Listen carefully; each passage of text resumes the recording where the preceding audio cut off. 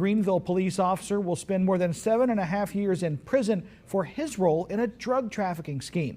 32-year-old Martavis Moore was sentenced for accepting bribes to assist a drug dealer in transporting drugs through the city. Moore was one of more than a dozen officers arrested in connection with the scheme. You may remember our coverage of that. Several officers have already agreed to plea deals. Moore pleaded guilty to conspiracy to aid and abet and to the possession, transportation, and distribution of illegal narcotics. Former